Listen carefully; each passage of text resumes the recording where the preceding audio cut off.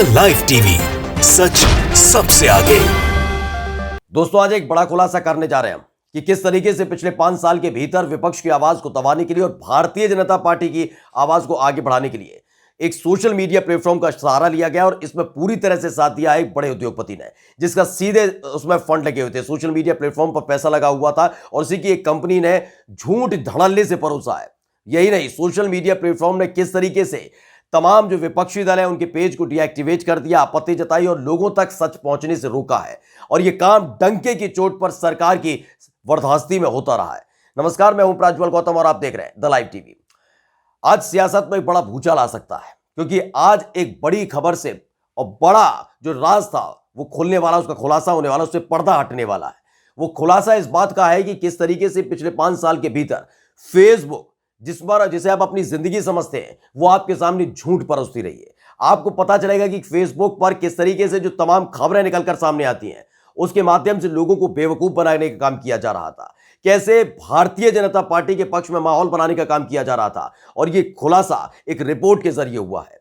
दरअसल अमूमन आपने एक देखा होगा, जब भी आप फेसबुक पर जाते होंगे तो 3, 4, 5, 10 पोस्ट के बाद एक वीडियो आती होगी जिसके नीचे लिखा होगा NEWZ। दरअसल ये न्यूज नाम की जो वेबसाइट है, जो फेसबुक पर लगातार काम कर रही है, ये कोई समाचार एजेंसी नहीं है।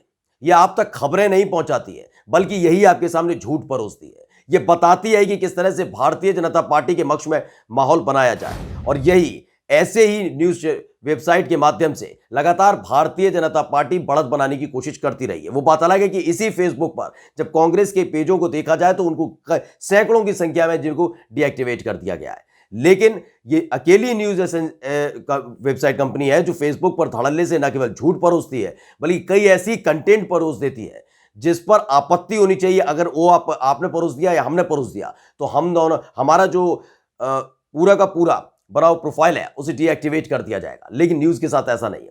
सबसे पहले आज हम आपको जो खुलासा करने जा रहे हैं वो सुन लीजिए।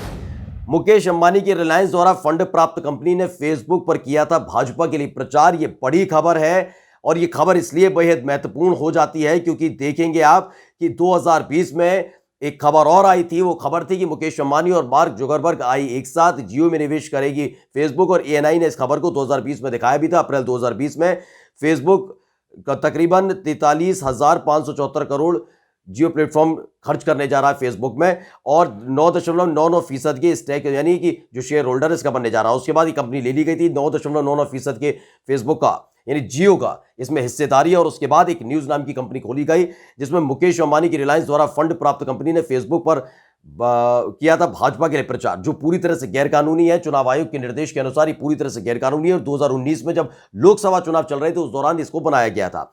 खबर क्या है? खबर जो सबसे महत्वपूर्ण यह है कि 2019 के संसदीय चुनाव में भारत की जो सत्तारूढ़ भारतीय जनता पार्टी है, ये द वायर ने पूरी खबर छापी है, लेकिन अल जजीरा ने इसको पूरा रिपोर्ट किया था। अल जजीरा ने जो रिपोर्ट किया था उसका हिंदी वर्जन समझ लीजिए, और इस पूरी रिपोर्ट को सिलसिलेवार तरीके से द वायर ने समझाया है। ने आतंकवाद की आरोपी हिंदू साध्वी को मैदान में उतारा। जैसे ही भाजपा ने प्रज्ञा ठाकुर को अपने लोकसभा चुनाव के उम्मीदवार के रूप में उतारा था, तो फेसबुक ने किसी न्यूज रिपोर्ट की शक्ल में एक विज्ञापन दिखाया। फेसबुक ने दिखाया। ये काम सोशल मीडिया प्लेटफॉर्म नहीं कर सकता, लेकिन किया जा रहा था फेसबुक की तरफ से, जिसके शीर्षक में झूठा दावा किया गया था। इस विज्ञापन में गलत दावा करते हुए कहा गया था कि प्रज्ञा ठाकुर को मालेगांव बम धमाके के मामले में विस्फोटक प्लांट करने के लिए अपनी मोटरसाइकिल देने के आरोप से बरी कर दिया गया है। इस खबर को ऐसे प्लांट करने के लिए बकायदा कहा गया, और फेसबुक के इस पेज पर बकायदा प्लांट भी किया गया। ऐसे ही बताया गया कि जो साध्वी प्रज्ञा ठाकुर है, जो मालेगांव बम ब्लास्ट में आरोपी आज भी है, जमानत पर बाहर है लेकिन सांसद है भोपाल से, उनके ऊपर आरोप है, लेकिन इस पूरी न्यूज में बताया गया था उन्हें बरी कर दिया गया है। और इस खबर को पूरी तरीके से प्रचारित किया गया। सोचिए कि एक दिन में 3 लाख से ज्यादा व्यूज इस पर आए थे, यानी 3 लाख लोगों को प्रभावित करने का काम इस न्यूज ने किया था। जबकि सच्चाई क्या थी? सच्चाई यह थी कि बरी नहीं किया गया है, जमानत पर उन्हें छोड़ा गया था। उसके बाद वो चुनाव लड़ी और जीत गई। यही नहीं, ये सिर्फ एक खबर नहीं हो, क्योंकि हम साथ साथ आपको स्क्रीनशॉट्स भी दिखाते जा रहे हैं उस एक एक खबर का पूरी सच्चाई। ये वो खबर है, आप जाकर देख भी सकते हैं इसी न्यूज नाम की उस पर वेबसाइट पर। यही नहीं, 2009 के एक और का जिक्र किया, क्योंकि द रिपोर्ट इसको देखने की और खंगालने की कोशिश की गई थी। 2019 में 11 अप्रैल को आम चुनावों के लिए मतदान शुरू होने तो उससे पहले फेसबुक पर एक और विज्ञापन नजर आया जिसमें यह दिखाया गया कि राहुल गांधी लगातार असद मजूर जी कह रहे हैं, अजहर जी कह रहे हैं, जबकि मसूद अजहर को अजहर जी नहीं कहा था। वो क्यों कहा था, किस संदर्भ में कहा था, इस खबर को इसी ने यानी फेसबुक ने कैसे दबा दिया था वो बताते हैं। उसमें बताया गया है कि भाजपा पर आतंक के प्रति नरम रुख रखने का आरोप लगाते हुए 1999 में भारत की सरकार ने भारत द्वारा आतंकी संगठन के तौर पर चिन्हित पाकिस्तान स्थित जैश ए मोहम्मद के सरगना मसूद अजहर को रिहा कर दिया था। राहुल गांधी ने अपने भाषण में कटाक्ष करते हुए अजहर को अजहर जी कहा था।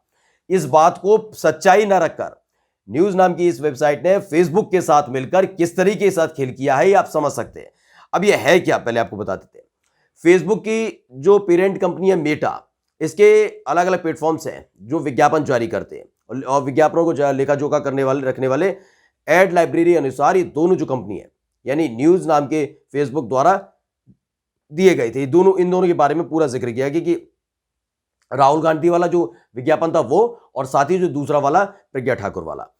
न्यूज यानी new emerging world of journalism limited इस नाम से खोली गई है, जो जियो, जो भारत के सबसे बड़े दूरसंचार और इंटरनेट समूह जियो प्राइवेट लिमिटेड की सहायक कंपनी है, जिसका स्वामित्व अरबपति मुकेश अंबानी के रिलायंस समूह के पास है।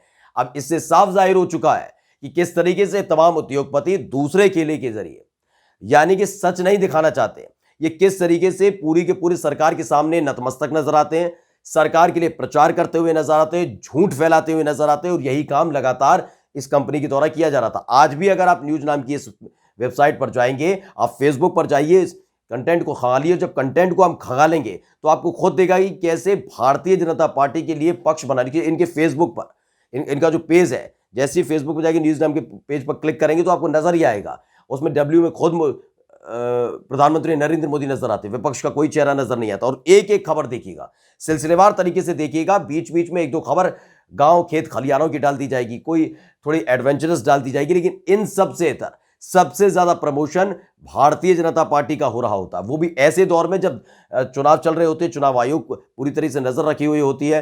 तमाम जो पेज हैं फेसबुक की तरफ से डीएक्टिवेट कर दिए जाएंगे, क्योंकि उसमें ये लगातार बताया जाता है कि इसमें ये खामी है, आपने ये कंटेंट गलत डाला है, ये नियम कायदे कानून के खिलाफ है फेसबुक के, और ये तमाम चीजें कांग्रेस के ऐसे सैकड़ों पेजों को डीएक्टिवेट कर दिया गया। लेकिन भारतीय जनता पार्टी के लिए के पक्ष में माहौल बनाने के लिए इस तरह की कंपनी जो सीधे तौर पर फेसबुक की कंपनी है, फेसबुक की कंपनी इसलिए कि फेसबुक और जियो का दोनों का टाई अप, और जियो की पेरेंट मतलब जियो की एक सहायक कंपनी है ये न्यूज, यानी कि सीधे तौर पर फेसबुक प्रचार कर रहा है, डंके की चोट पर प्रचार कर रहा था भारतीय जनता पार्टी के लिए, और लोगों को गुमराह करने की कोशिश की जा रही थी। नमस्कार। द लाइव टीवी, सच सबसे आगे।